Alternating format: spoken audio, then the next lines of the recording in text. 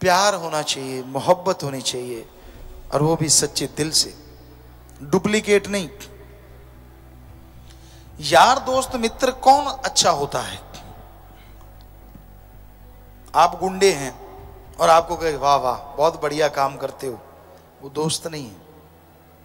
आप निंदक हो, आप अपने माँ बाप की निंदा कर रहे हो और वो भी कहे हाँ हाँ बेकार है तेरे माँ बाप, वो दोस्त नहीं है। दोस्त वो है अगर आप गलत काम कर रहे हो, वो आपको कहे यार गुंडागर्दी मत कर।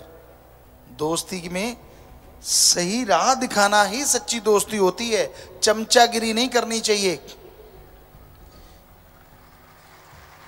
आप अपने माँ बाप की निंदा कर रहे हो, सच्चा दोस्त कहेगा यार निंदा मत कर, मैंने तेरे मम्मी पापा को अपने साथ बुरा होते नहीं देखा, तो मैं कैसे कहूं वो बुरे हैं।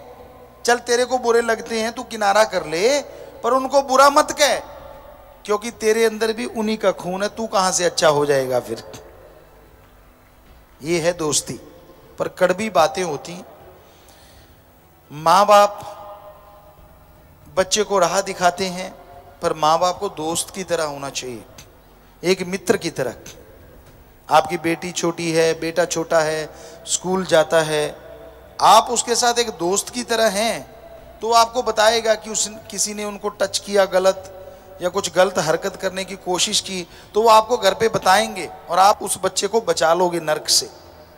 और अगर आप लाठी मार बाप हैं या थप्पड़ मार बाप हैं, तो बच्चे आपको कुछ नहीं बताएंगे, उनके साथ गलत होता रहेगा, वो बेचारे सहते रहेंगे और आपको बताएंगे कुछ नहीं।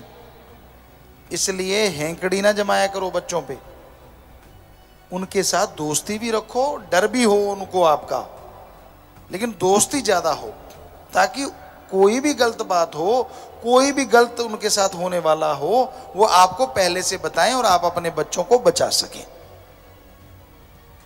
और उनको कभी गलत चीज ना दिखाओ। आप में लड़ाई होती है, पति पत्नी में हो ही जाती है, हमने तो देखा नहीं जिसमें ना होती हो जी। तो ऐसे शायद पति कोई नहीं है, एक दो चाहे हो कि जिनकी लड़ाई ना हुई हो। एक सज्जन है, ये तो राम ही जाने, उनका हाथ खड़ा हुआ था पर फिर उसने नीचे कर लिया, एक आध बार होगी कभी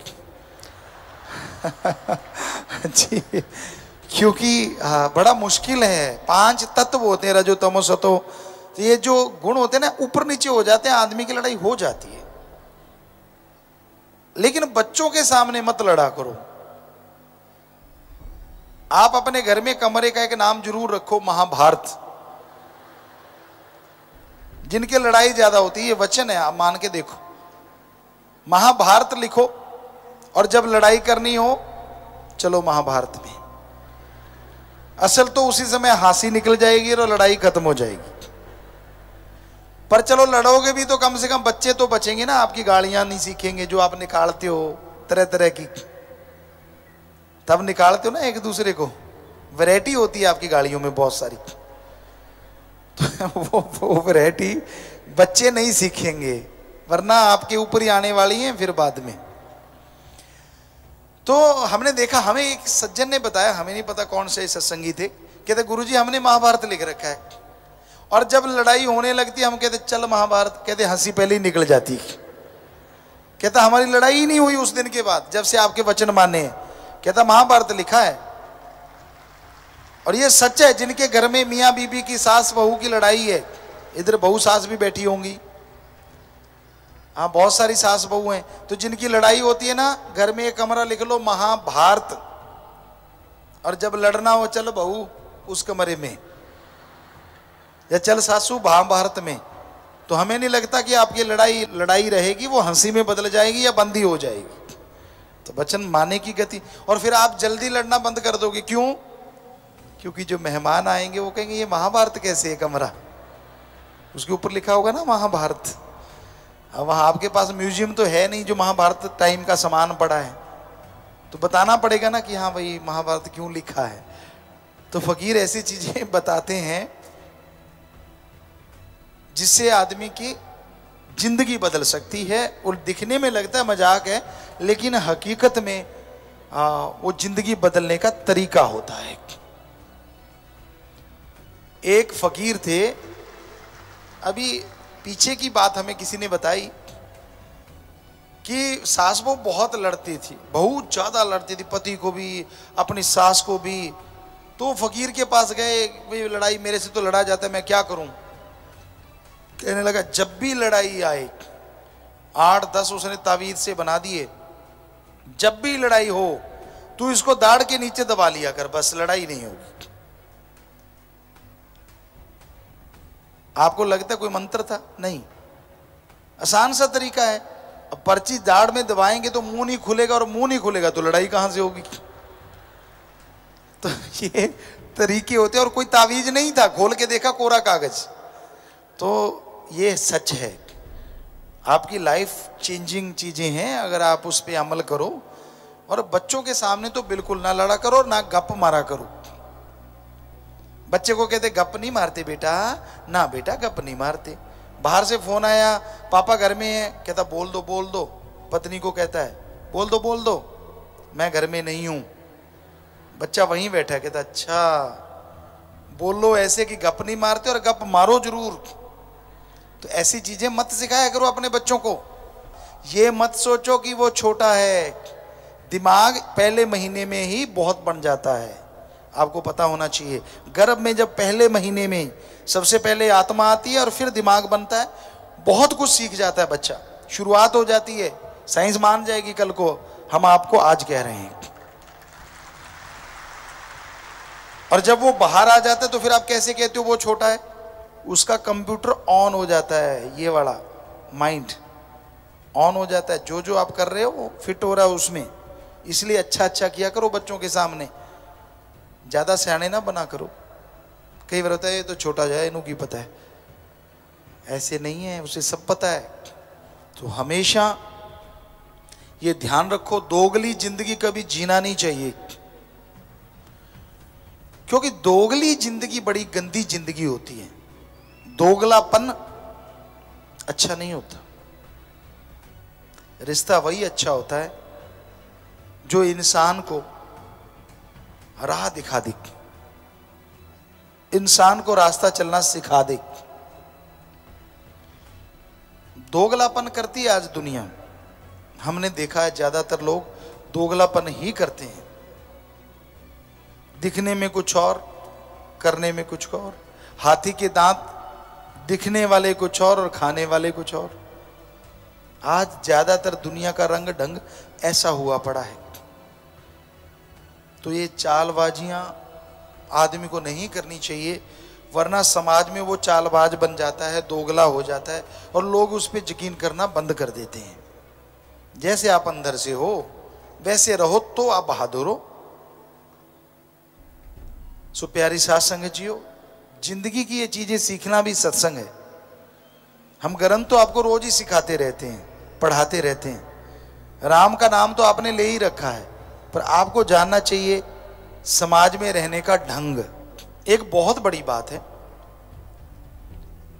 कोई भी घर में आता है, हमारे एक कहावत है ना, मेहमान नवाजी। आते ही पानी पिलाना, चाय दूध रोटी खिलाना, ये बहुत जरूरी होता है प्यारी साथ संगत जी। सिर्फ इंसानियत के नाते नहीं, हम इसके फायदे गिनाते हैं आपको। आप दुकानदार हैं, आते चाय बिस्कुट खिला दी पिला दी, हो सकता है कोई चाय पी के ही चला जाए, वरना आपने चाय पिलाई बिस्किट खिला दिया, उसका पेट भर गया। जो आपका सामान उसको रद्दी लग रहा था, भरे पेट वो बहुत अच्छा लगने लग जाता है। राजस्थान में कहावत थी, ऊंटों के व्यापारी आते थे, उनको जैसे ऊंट देखने आए, खरीदना है जी, तो उनको पहले खाना पूरा धाप लो भाई, धाप लो, धाप लो भाई, धाप, यानी पूरा खिला देते। उनका मतलब ये होता था कि अगर आएगा व्यापारी ऊंट खरीदने, अगर वो भूखे पेट है तो उसको ऊंट भी भूखा भूखा सा लगेगा, यार कमजोर कमजोर सा है। और खुद का पेट भरा है तो ऊंट चाहे कमजोर हो, ऐसा लगता वाह क्या ऊंट है यार, कमाल का। तो इसमें बिजनेस के भी फायदे हैं। तो इसलिए हमारे कल्चर में, हमारी संस्कृति में आने वाले को पहले पानी पिलाते थे, फिर खाना खिलाते थे, ताकि उसको सारा कुछ अच्छा अच्छा लगे। भूखे पेट तो भगवान का नाम भी अच्छा नहीं लगता। ऐसी बातें कोशिश किया करेंगे कि आपको बताएं, क्योंकि एक सीखता आदमी पढ़ के और एक सीखता है उम्र से। उम्र जो होती है ना, आदमी को बहुत कुछ वो सिखाती है जो किताबों में नहीं होता। चाहे आप मानो चाहे ना मानो, वो आपकी मर्जी, लेकिन ये हमारा तजुर्बा है, हमने भी अनुभव किया है। उम्र जो होती है आदमी को बहुत कुछ सिखाती है। जैसे जैसे आप आगे बढ़ते हो, लोगों से आपका व्यवहार पड़ता है, आप दुनियादारी में विचरते हो, आपको पता चलता है कि किस तरह के लोग रहते हैं, कैसे होते हैं, कैसे ठगी मारते हैं, क्या होता है क्या नहीं। पर आपको समझ जाना चाहिए। और आंखें बंद करके यकीन मत किया करो। साथ संगत जी, कई बार क्या होता है, कोई गुरु की उपमा कर देता है, परमपिता जी की कर दी, मस्ताना जी की कर दी, हमारी कर दी आपके सामने, और आप वो सतगुरु के आशिक, उन्होंने उपमा गाई और आप पूरे के पूरे उन पे फिदा हो जाते हो, यार ये तो पूरा भक्त है। ना बेटा ना, ऐसा मत किया करो। यहां इतने चतुर चालाक लोग हैं, उनको पता है कि ये सत्संगियों के सामने सतगुरु की उपमा गाओ, चाहे फिर इनका घर ही लूट के ले जाओ। इसलिए परमपिता ने कहा, रहना मस्त ते होना होशियार चाहिए। इसलिए होशियारी हमेशा रखा करो। उपमा की है, शाबाशी करो। कोई गरीब है तो चलो 2 रुपए दे दो, खाना खिला दो उसको, ये बढ़िया है। ऐसा नहीं हम कहते कि आपने सतगुरु की उपमा सुनी, उसको कुछ ना दो, गरीब है, फटेयाल कपड़े है, कपड़ा पहना दो, खाना खिला दो, ये चीजें अच्छी हैं। पर कहीं उसको बाबा बना के ना बिठा लेना, क्योंकि 5-7 सत्संगियों के साथ ऐसा हो गया, घर में रख लिया और वो घर साफ करके भाग गया। तो ऐसे हमेशा सुचेत रहना चाहिए, क्योंकि दुनिया में बहुत ठग घूमते हैं, और होशियार रहना चाहिए, सचेत। ऐसे बच्चों को, बेटे बेटियों को हमेशा सचेत रहना चाहिए कि ये तो सत्संगी भाई है, नहीं ये तो वो फला, कोई किसी का भाई बहन नहीं होता। आपके रियल में बहन भाई हैं, उनसे रिश्ता निभा लो, इतना ही काफ़ी है। ऐसे आगे से आगे पींगे मत डालो, मेरा धर्म का भाई, धर्म की बहन, फलानी बहन, धिंकड़ भाई, ये सब मन की चालें हैं, कुछ नहीं होती ऐसी चीज़ें। बड़ा ही मुश्किल है इस कलयुग में। रिश्ते तो खुद के निभा लो, उतना ही काफ़ी है। आज के युग में सके बहन भाई की तरह रह लें, समझ लो मालिक की रहमत है। धर्म वाली तो बात छोड़ दो आप। पर कई बच्चों को शायद रास नहीं आता, वो लगे रहते हैं, वो मेरा धर्म का भाई, मेरी धर्म की बहन, मेरा फलां। ऐसा ना करो, मन बड़ा जालिम है, कुछ भी करवा सकता है।